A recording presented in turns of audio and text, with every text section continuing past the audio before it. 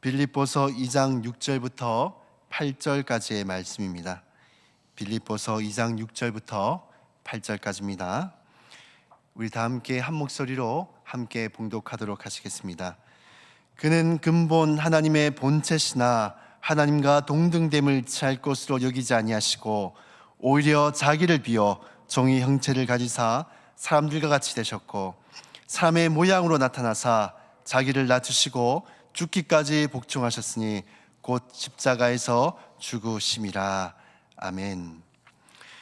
1부 때마다 사도신경을 통해 이 삼위 하나님에 대해서 말씀을 전하고 있습니다.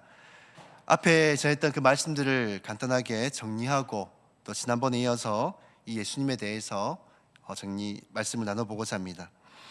사도신경은 우리에게 하나님은 어떤 분인지, 그리고 그분이 우리를 위해서 무엇을 하셨는지를 알려주고 있습니다.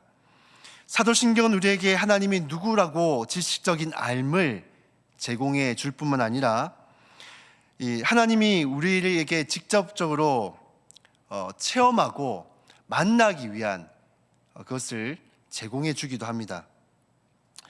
사도신경 속에 라틴어로 크레도라고 하는 나는 믿습니다라는 이 고백은 사도신경 속에 말씀하고 있는 하나님이 나의 삶 가운데도 동일하게 역사하시는 그 하나님심을 내가 믿습니다라는 그런 고백을 우리가 담아서 고백하고 있는 것입니다. 그러면 사도신경은 과거나 현재나 이 미래나 우리 가운데 역사하시는 그 하나님에 대한 우리의 그 믿음의 고백인 것입니다. 예배 자리에서 지금까지 수천 번, 수백 번 이 사도신경을 통해서 삼위 하나님과 그분의 역사심을 우리가 고백하지만은 현재 나의 삶에 어려움이 닥쳤을 때는 마치 사도신경의 하나님이 계시지 않는 것처럼, 나의 삶 가운데 역사하지 않는 것처럼 살아가는 사람들이 많이 있습니다. 그런 사람들을 우리는 실천적 무신론자라고 말한다라고 말씀을 드렸었습니다. 우린 이 사도신경의 고백을 그저 지식적인, 형식적인 고백으로 하는 것이 아니라 정말로 이 사도신경 속에 나타난 그 하나님이 오늘날 나의 하나님으로 동일하게 믿음으로 고백하는 저와 여러분이 다 될 수 있기를 주님의 이름으로 축복합니다. 이 사도신경은 나는 전능하신 아버지 하나님, 이 천지의 창조주를 믿습니다라는 믿음의 고백으로 시작이 됩니다. 전능하신 하나님이란 말은 그분은 불가능한 것이 없으신 분, 우리의 이성과 생각을 뛰어넘어 역사하시는 분이란 뜻입니다. 전능하신 하나님시기에 그분에 의하여서 이 세상 모든 만물은 창조되어졌습니다. 아무것도 없던 무에서 하나님은 유를 창조해 내신 것이죠. 그 전능하신 하나님이 우리에게 어떤 존재가 된다라고 고백하고 있습니까? 바로 아버지가 된다라고 말씀하고 있습니다. 우린 죄로 인해서 타락하여서 하나님으로부터 하나님을 아버지라고 부를 수 있는 그러한 자격이 없는 자들이었습니다. 오히려 하나님에게는 원수와 같은 자들이 바로 우리였습니다. 하지만 예수님으로 말미암아 우리는 하나님으로부터 양자가 되어짐으로 우리는 이제 하나님을 아버지라고 부를 수 있게 되어진 것입니다. 우리는 하나님의 자녀가 되어졌기에 아버지에게 필요한 것을 구하고 또 요청할 수가 있습니다. 뿐만 아니라 아버지로부터 인도와 보호를 구할 수가 있는 것입니다. 그래서 예수님은 우리에게 필요한 것이 있으면 하나님 아버지께 구하라라고 말씀을 하셨습니다. 우리 인간도 자녀가 물고기를 달려고 하면은 뱀을 주지 않듯이 하나님은 구하는 자들에게 좋은 것으로 주신다고 하셨기에 우린 아버지께 우리의 모든 필요를 날마다 구해야 하는 것입니다. 두 번째로 나는 그의 유일하신 아들 우리 주 예수 그리스도를 믿습니다 라는 고백으로 되어 있습니다. 아들이란 말은 성부와 성자의 그 서열을 나타내는 표현이 아니라 그 친밀함을 나타내기 위한 표현이라고 말씀을 드렸었습니다. 뿐만 아니라 유일하다라는 말은 그 무엇으로도 대체할 수 없고 대체가 불가능한 아주 소중한 존재란 뜻입니다. 즉 하나님은 자신에게 있어서 가장 소중하고 사랑하는 존재인 그 예수 그리스도를 우리를 위해서 내어 주신 것입니다. 그러므로 우리도 하나님을 다른 그 무엇과도 바꾸지 않고 비교하지 않고 하나님 한 분만을 사랑해야 되는 줄로 믿습니다. 그리고 주 예수 그리스도라는 말은 기름 부음을 받은 3대 직분인 왕, 제사장, 선지자로서의 그 사역을 통해 우리를 죄에서부터 구원하시기 위해 자신을 희생 제물로 드리셔서 우리를 대가를 지불하셔서 우리의 주인이 되신다라는 뜻입니다. 그러므로 우리는 우리를 위해 대가를 지불하셔서 우리를 구원하신 그 하나님의 은혜에 감사해야 되고 또 우리의 주인 되신 그 하나님의 뜻에 합당하게 살아가야 된다라고 말씀을 드렸습니다. 그리고 이제는 우리가 그리스도의 그 직분을 가지고 왕으로서 제사장으로서 이 선지자로서 이 세상 가운데 하나님의 복음을 증거하고 하나님을 알지 못하는 사람들에게 그들을 하나님으로부터 이어주는 그 제사장으로서의 그 사명을 가지고 우리가 이 땅을 살아야 된다라고 말씀을 드렸었습니다. 자, 오늘은 사도신경의 예수 그리스도에 대해서 이제 남아있는 그 부분에 대해서 말씀을 조금 더 나눠보고자 합니다. 먼저 사도신경에는 그는 성령으로 잉태되어 동정녀 마리아에게서 나시고 라고 말씀을 합니다. 이 고백에서 내가 믿습니다 라는 고백이 되려면은 전제되어야 될 것이 하나 있습니다. 그것은 바로 이 사도신경의 첫 번째 문단인 나는 전능하신 아버지 하나님 천지의 창조주를 믿습니다 라는 대한 이 믿음이 고백이 전제되어야지만 성령으로 잉태되신 그 하나님에 대해서 우리가 믿음으로 고백할 수가 있는 것입니다. 우리가 아는 상식에서 자녀는 남자와 여자와의 그 성적인 관계를 통해서만이 임신이 가능합니다. 그런데 남자를 모르는 동정녀가 임신을 했다는 사실은 정상적인 사고를 가지고 있는 사람이라면 이것은 받아들이기 힘들고 또 믿기가 힘든 사실이죠. 그래서 많은 사람들은 예수님의 탄생에 대해서 말하기를 마리아가 요셉과 결혼하기 전에 이 혼전 순결을 깨뜨려 버린 것이 아니냐라고 말하는 사람들도 있고, 그것도 아니라면 요셉도 모르는 다른 어떤 외간 남자와의 관계 속에서 예수님이 잉태된 것이 아니냐라고 주장하는 사람들도 더러 있습니다. 하지만 성경과 사도신경은 우리에게 예수님은 분명히 남자를 알지 못하는 동정녀의 몸을 통해서 이 땅에 오셨고 예수님이 잉태되신 것은 성령의 능력에 의한 것이라고 분명하게 말씀을 하고 있습니다. 인간의 이성으로는 도저히 이해하기 힘들지만은 이것을 믿음으로 보면은 이해가 되는 것입니다. 왜냐하면 하나님은 전능하신 분이시기 때문입니다. 이것을 자꾸 우리의 이성과 지식으로만 이해하려고 하면은 동정녀의 그 잉태 사실이 이해되지 않고 또 믿음으로 받아들이기 힘들고 계속해서 어떤 다른 이유들을 다른 곳에서 찾는 것입니다. 마치 외간 남자 통해서 예수님이 태어났다든지 어떤 인본주의적인 것들을 자꾸 여기에 결합을 시키는 것이죠. 하지만 분명하게 성경과 사도신경 우리에게 말씀하고 있습니다. 하나님의 권능으로 말미암아 예수님께서 잉태되어졌다라고 말씀하고 있습니다. 그렇기 때문에 이 믿음의 고백은 전능하신 그 하나님에 대한 그 고백이 전제되어질 때만 이것을 믿을 수가 있다는 것이죠. 그리고 예수님의 태어나심을 예수님의 탄생의 어떤 시점으로 보거나 예수님에 대한 그 역사의 시작으로 보는 경향이 있습니다.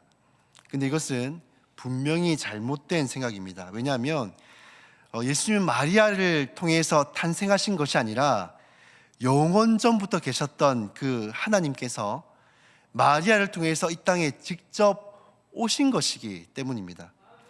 그게 사실은 성탄절이라고 하니까 예수님께서 마리아를 통해서 태어나셨다라고 우리가 생각을 하지만 정확히는 성육신하신 날이신 것입니다. 영원 전부터 계셨던 그 하나님이 마리아의 그 몸을 통해서 이 땅에 오신 것이지 마치 존재하지 않았던 그분이 마리아를 통해서 태어났다라는 개념으로 우리가 생각해서는 안 된다는 것입니다. 예수님의 성육신은 우리가 함께 읽었던 빌립보서 2장 6절 7절을 보면 이렇게 말씀을 합니다. 그는 근본 하나님의 본체시나 하나님과 동등됨을 취할 것으로 여기지 아니하시고 오히려 자기를 비워 종의 형체를 가지사 사람들과 같이 되셨고, 이 성육신하신 사건은 우리를 위해서 자신의 모든 권리를 포기하고 낮아지신 사건입니다. 초대 교회 영지주의자라는 이단들이 있었는데, 이들은 영은 선하고 이 육체는 악하다라고 그들은 생각을 했습니다. 그래서 예수님의 성육신 이 사건 자체를 그들은 인정하지 않았고 부인을 했습니다. 그래서 이들은 예수님께서 이 땅에 나타나신 사건을 어떻게 말씀을 하냐면, 죄인인 몸인 어떻게 육체를 입고 예수님께서 이 땅에 오실 수 있냐, 예수님을 목격한 사람들은 육체를 입고 오신 예수님을 본 것이 아니라 예수님의 영을 보거나 혹은 환상을 통해서 예수님을 목격한 것이다 라고 영지주의자들은 이렇게 주장을 했습니다. 하지만 성경은 분명히 우리 이렇게 말씀을 합니다. 예수님은 분명히 육체를 입고 오셨다라고 말씀합니다. 그것을 어떻게 알 수 있습니까? 예수님은 배고프면 또 배고픔을 호소하셨고 많은 사역으로 인해 또 피곤해도 하셨습니다. 그리고 병든 자, 아픈 자, 제 노인자들을 보면은 굉장히 슬퍼하셨습니다. 그리고 십자가에서 고난을 당할 때에 굉장히 많이 고통스러워하셨고 또 아픔을 호소하셨습니다. 이것이 바로 육체를 입고 오신 증거가 됩니다. 예수님이 이처럼 우리를 위해서 자신이 가진 모든 권리를 포기하시고 낮아지신 것입니다. 사랑하는 성도 여러분, 여러분은 하나님을 위해서 얼마만큼 많은 것들을 포기하고 내려놓고 낮아지고 계십니까? 우린 하나님을 위해서 내가 하고 싶은 것들, 내가 가진 것들, 나의 욕심들, 나의 생각들, 이 모든 것들을 우리는 내려놓을 수 있어야 합니다. 우린 하나님과의 관계에서 때로는 어떤 것이 나에게 더 이득이 되는지를, 어떻게 해야 내가 덜 손해를 볼지를 우린 생각을 하고 계산을 합니다. 그런데요, 사랑은요, 이 계산을 하는 것이 아닙니다. 사랑은 계산을 하지 않는 것이 바로 진짜 사랑입니다. 하나님이 만약 우리와의 그 관계 속에서 계산을 하셨다면 과연 이 땅에 성육신 하시면서까지 자신이 가진 그 모든 권리를 포기하시면서까지 낮아지시면서까지 이 땅에 오셨을까요? 예수님의 성육신 사건은 예수님이 우리를 얼마만큼 사랑하고 계신지를 보여주는 대표적인 사건인 것입니다. 아무런 조건도 따지지 않고 계산도 하지 않는 사랑, 그것이 바로 우리를 향한 하나님의 그 사랑이라는 것을 믿으시기를 바랍니다.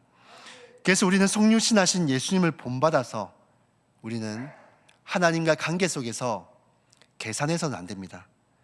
하나님을 사랑하되 계산하지 않고 사랑해야 되고, 또 그분을 위해서 우리가 하고 싶은 것들, 또 우리의 모든 생각들, 우리의 모든 욕심들, 종력들, 이런 것들을 내려놓고 포기할 수 있어야 되고, 그리고 또 겸손하고 낮아지는 삶을 우리는 살아야 되는 줄로 믿습니다. 저와 여러분들이 바로 성육신하신 예수님처럼 바로 그렇게 살아갈 수 있기를 주님의 이름으로 축복합니다. 다음으로 본디오 빌라도에게 고난을 받아라는 말은, 이 빌라도에게 고난을 받았다라는 그 뜻보다도 정확한 의미는 이 본디오 빌라도의 치하에서 고난을 받았다라는 뜻이 맞습니다.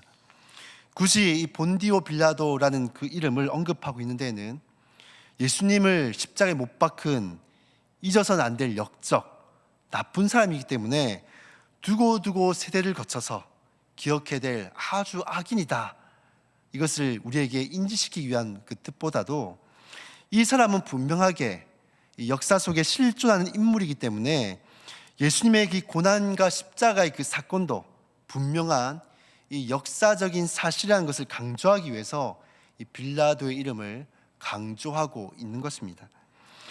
그리고 십자가에 못 박혀 죽으시고라는 말은 당시에 가장 잔인하고 가장 고통이 심한 형벌이었던 이 십자가에서 예수님께서 우리의 죄를 대신해 하나님으로부터 모든 그 진노를 담당하셨고, 결국에는 제삭시 사망이기에 죽음에까지 이르게 되었다라는 뜻입니다. 예수님께서 죄가 있으셨기 때문에 죽음에 이르게 된 것이 아니라 우리 인간들이 죄로 인해 죽을 수밖에 없었기 때문에 우리의 죄로 인해 죽음에 이르게 되었다라는 뜻입니다. 예수님께서 십자가에 죽으신 것은 단순히 육체적인 죽음뿐만이 아닙니다. 하나님과 일시적으로 단절되는 그런 영적인 죽음도 감당하셨습니다. 사랑하는 성도 여러분, 예수님께서 우리의 죄를 대신해 십자가에서 고난을 받으시고 죽으시지 않으셨다면 그 십자가에 당해야 될 그 수치와 분노와 고통과 아픔과 저주와 죽음은 우리 각자 한 사람 한 사람이 다 짊어져야 했을 것입니다. 그렇게 우린 사도신경을 고백할 때마다 예수님의 이 고난과 죽으심을 고백하는 순간에 우리는 숭고하는 마음과 또 감사하는 마음을 담아서 이 사도신경의 고백을 해야 되는 것입니다. 고대 성도들은 사도신경을 통해서 이 신앙의 엄숙함을 가짐과 동시에 하나님을 향한 경외심을 회복하는 그런 시간을 가졌습니다. 전 저희 세강교회 모든 성도들은 이 사도신경을 고백할 때마다 하나님 우리에게 베풀어 주신 그 은혜가 얼마나 큰 것인지를 다시 한 번 더 돌아보고 우리의 그 신앙과 열심을 좀 다시금 회복하는 그런 시간으로 가졌으면 좋겠습니다. 그리고 장사된 지 4일 만에라는 말은 예수님의 죽음은 장사까지 지낸 명백한 사실임을 우리에게 알려주고 있는 것입니다. 그리고 예수님은 죽으신 지 4일 만에 다시 부활하셔서 살아나셨습니다. 우리 인간은 장례를 치르면 3일장 혹은 4일장 혹은 길게 하면 5일장을 지낸 데도 있습니다.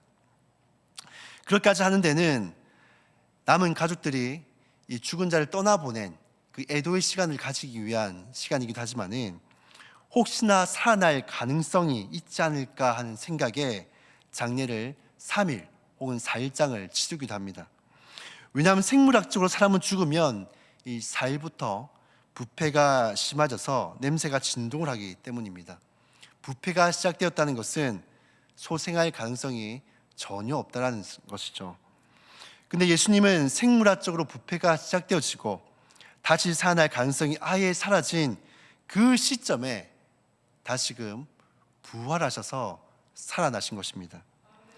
예수님은 제 지배의 수단이었던 이 사망을 극복하시고 하나님의 권능으로 영광스럽게 부활을 하셨습니다.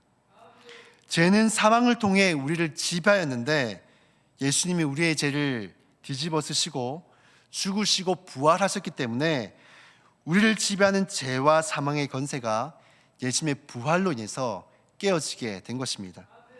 그렇게 더 이상 이 죄와 사망이 우리에게 왕노릇할 수가 없는 것입니다.